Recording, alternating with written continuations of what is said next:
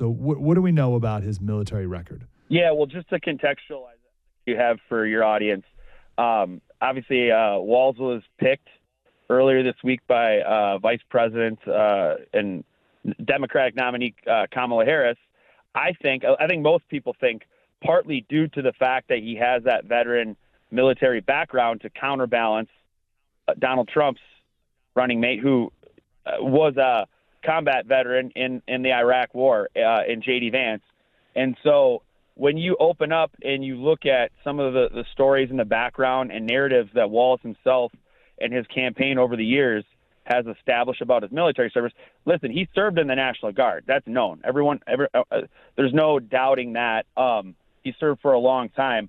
Where people are starting to and have in Minnesota at least started to peel back the onion on this is he pivoted away from his Guard service in 2005, right before he decided to run for Congress.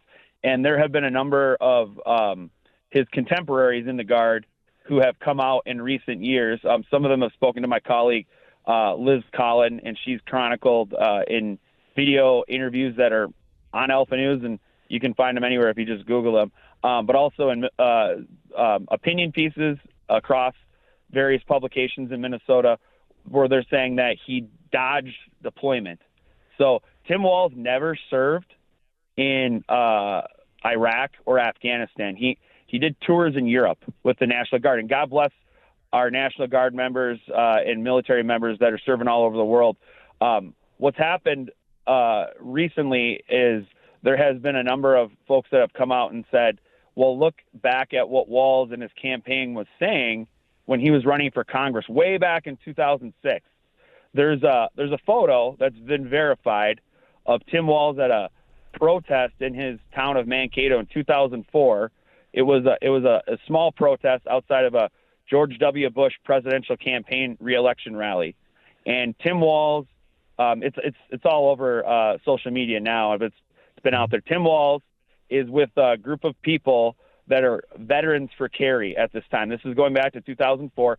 He's holding a sign that says, "Enduring Freedom Veterans for Carry." And what that implies is he himself is an enduring freedom veteran, right? Which means that if you, what does that mean? Operation Enduring Freedom.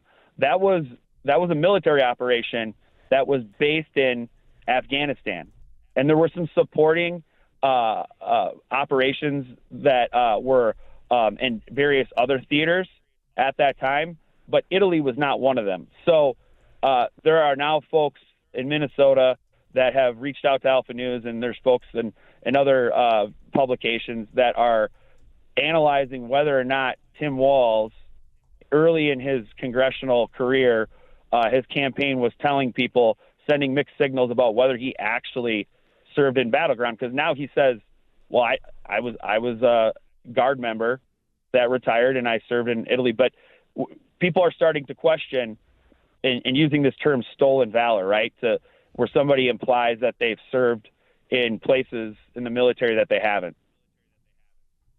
Here is something he said at that event, too. I'm assuming this is the same event. Correct me if it's not. Hope woke up like many of you did 5 weeks ago and said, "Dad, you're the only person I know who's in elected office. You need to stop what's happening with this." I'll take my kick in the butt for the NRA. I spent 25 years in the Army, and I hunt. And I gave the money back, and I'll tell you what I have been doing. I've been voting for common sense legislation that protects the Second Amendment, but we can do background checks. We can do CDC research. We can make sure we don't have reciprocal carry among states, and we can make sure that those weapons of war that I carried in war is the only place where those weapons are at. So is that the same event? And the line here is the weapons of war that I carried in war. That's the problem, right? Or one of the problems. Yeah, I mean, like I said, in recent years, and you know, you carry that badge proudly if you're a military veteran in any capacity. He's leaned on his military experience as kind of a bona fide, right? And many would if you were running in politics. But I think it's abundantly clear that Tim Walz never served in war. He never carried a weapon in war. Yep. And there, if you go to alphanews.org, you can see all the videos here, and a third retired command sergeant major speaking out against Tim Walz, saying he let his soldiers down, by bailing out before they actually went to war. So that's and then I also read, correct me if I'm wrong, that he retired at E8, but he said in his campaign bio that he retired at E9. So a higher rank, is that a problem? Is that true too? Yeah, that's been verified and reported. Now here in Minnesota, that didn't cause Tim Walz to lose any of his elections, of course. But folks like myself in the media, and folks that are frustrated with sort of his record and how his sort of rhetoric has pivoted from point to point, depending on what office he's running for, are continuing to kind of write these stories and cover these issues because, obviously with a national audience, with national media covering this, it's a little bit different than sort of the insular audience that you have here in Minnesota, right? Minnesota's technically a blue state. It is red on the or purple, I guess, in the legislative level. We've had plenty of Republican majorities in the House and Senate and at the state legislature, but it's tough to crack with these stories that quote unquote harm DFL or Democrat politicians in Minnesota. Yeah, that's right. Jesse Kelly said, if Tim Walz agreed with me on every single issue, I'd still hate him forever for running out on his troops right before deployment. For a senior commissioned officer to pull what Tim Walz pulled, you've got to be a world-class coward and a piece of crap. I will forever hate his guts for that. So I'm not going to put that on you, but that's Marine Jesse Kelly. All right, more to come about the stolen valor. And it's great.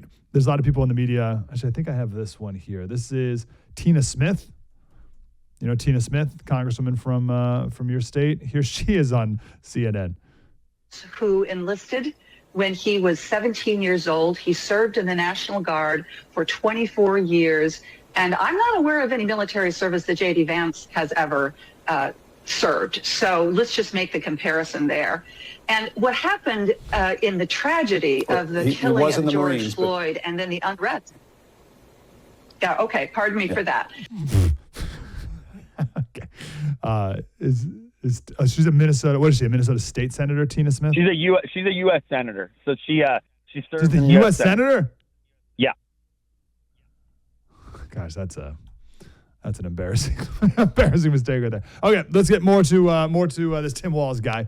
We're talking with Hank Long from Alpha News, alphanews.org, which is a Minnesota news organization. Let's talk about the COVID feeding our future scam. What happened here? Yeah, so that's an interesting one. We did chat a little bit about that yesterday, but so the key is there was an organization in Minnesota during the COVID-19 pandemic, and what it did was it accessed federal, I guess you could call it Department of Agriculture dollars that were intended to feed students who weren't in school, because not every state in America, but most states in America for some time were quote unquote, locked down. And so Minnesota had a number of school districts for well over a year where students were barely in school because Governor Tim Walz's Department of Education and Department of Health deemed all these risks that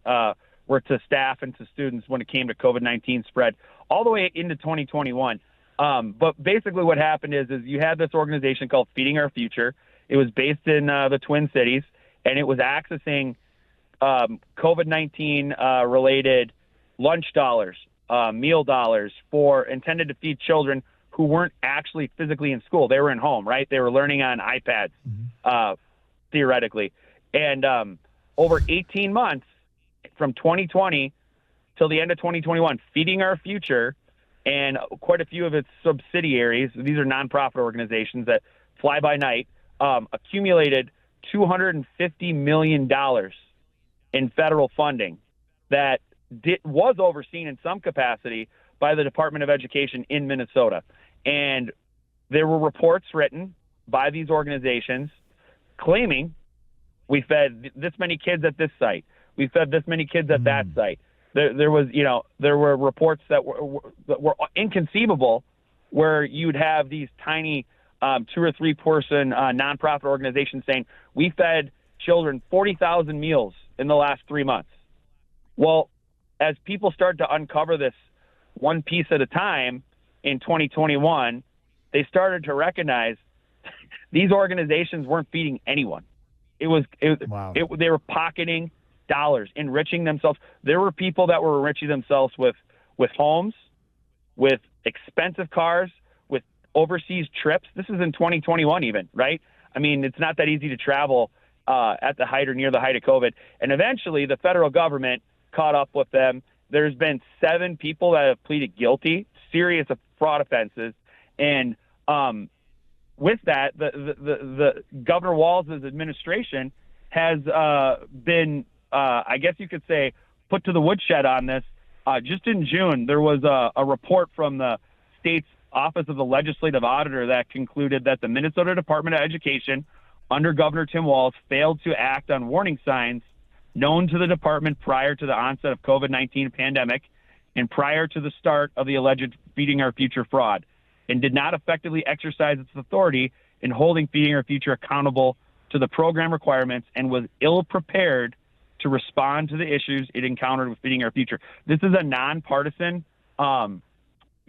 agency in the legislature that has been tracking and investigating the I guess you could say the lack of scrutiny that Walz's Department of Education could have given Feeding Our Future early in its fraud scheme, but did not. And we're talking about $250 million of federal money that was supposed to feed children, and it didn't feed any.